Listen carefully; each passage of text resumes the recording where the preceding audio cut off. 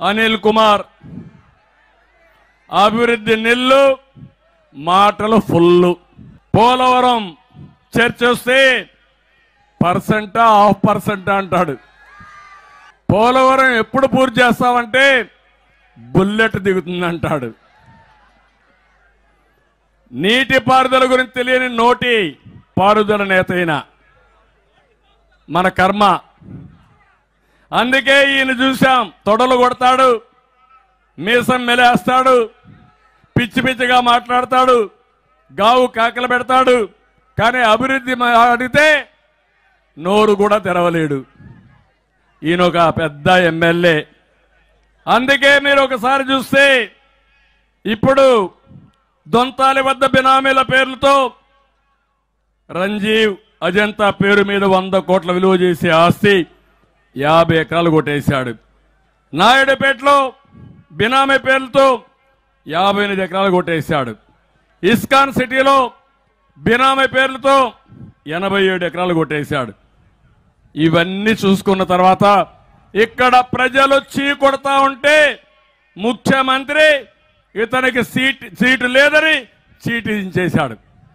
ఇక్కడి నుంచి ఎక్కడికో పంపిస్తాడంటే ఎక్కడికి పంపిస్తాడు? ఇంకా గాల్లో ఉన్నాడు ఈయన.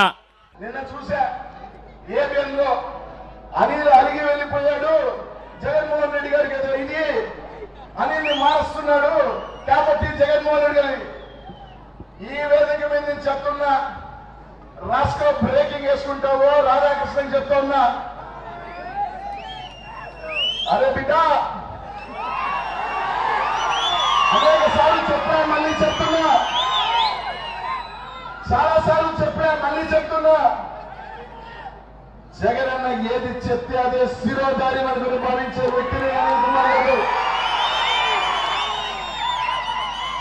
నన్ను పిలిచి ఇక్కడికి వెళ్ళు అంటే శిరస వహించి పోతా జగనన్న కోసం అని చెప్పా.